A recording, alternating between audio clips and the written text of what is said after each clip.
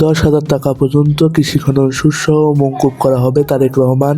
Rajshahi ideal park সচল করে প্রশিক্ষণ দিয়ে তরুণদের দক্ষ করে তোলা হবে বলে জানিয়েছেন বিএনপির চেয়ারম্যান তারেক রহমান। পাশাপাশি তিনি রাজশাহীতে কর্মসংস্থান সৃষ্টি, পদ্মা ব্যারেজ নির্মাণ এবং বরেন্দ্র বহুমুখী উন্নয়ন প্রকল্প সচল করার প্রতিশ্রুতি দিয়েছেন। ভবিষ্যৎ পরিকল্পনার কথা উল্লেখ করে 10,000 টাকা পর্যন্ত কৃষি খনন সুদ সহ মওকুফ করা হবে এমনটাও জানিয়েছেন তারেক রহমান। তারেক রহমান বেলা 2টা 30 জনসভায় ভাষণ শুরু করেন। নির্বাচনী জনসভা হলেও ভিন্নভাবে কথা বলতে চান উল্লেখ করে তিনি বলেন, আজ আমি অন্য দলের সমালোচনা করতে আসিনি, আমি বলতে চাই জনগণের কথা, এলাকার মানুষের উপকার হয় এমন কথাই আজ বলবো। অন্যের সমালোচনা করে কি জনগণের লাভ হবে? হবে না।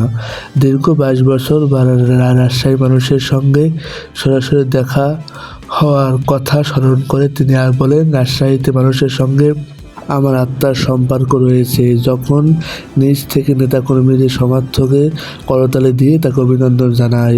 25 মিনিটের ভাষণে তারেক রহমান আরও বলেন, অন্য জেলার মানুষের রাজশাহীর কথা মনে আসে পদ্মা নদীর কথা, কিন্তু নদী থাকলে তো হবে না, নদীতে পানি থাকতে হবে। আবার রাজশাহীর কথা মনে আসলে শিক্ষা নগরীর কথা মনে আসে। এখানে অনেক শিক্ষা প্রতিষ্ঠান আছে, উচ্চশিক্ষিত মানুষও আছে, কিন্তু সেই মানুষের কর্মসংস্থান নেই। এখানে আইডি ভিলেজ আছে, কাজ নাই। তিনি বলেন, 12ই ফেব্রুয়ারি ধানের শীষে জয় হলে আমরা পদ্মা ব্যারেজ হাতে নিতে চাই এবং আইডিয়াল ভিলেজ কর্মসংস্থান সৃষ্টি করতে চাই। এছাড়াও তারেক রহমান অনেক কথা বলেন। মেগা উন্নয়নের উদ্দেশ্যে অতীতে মেগা প্রকল্পগুলো গ্রহণ করা হয়েছিল অভিযোগ করে তারেক রহমান বলেন, বিগত 16-17 বছরে এদেশের ভোটের অধিকার যেমন কেড়ে নেওয়া হয়েছে, তেমনি মেগা প্রকল্পের উদ্দেশ্য ছিল মেগা দুর্নীতি। এলাকার মানুষের জন্য রাস্তাঘাট, কালমাট, হাসপাতাল, শিক্ষা প্রতিষ্ঠানের মতন কাঠামো থেকে কোনো ঠিক মতন কাজ হয়নি, সেখান থেকে বড় অঙ্কের টাকা লুট করে নেওয়া হয়েছে।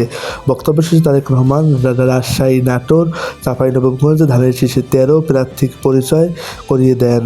সবার উদ্দেশ্যে তারেক রহমান বলেন, আপনাদের কাজ হলো আগামী 12 তারিখ পর্যন্ত এদের দেখে রাখা, 13 তারিখ থেকে এরা আপনাকে দেখে রাখবে। তো বন্ধুরা, আপনারা সকল ধরনের নিউজ সবার আগে পেতে আমাদের চ্যানেলকে সাবস্ক্রাইব করে আমাদের পাশেই থাকবেন। ধন্যবাদ।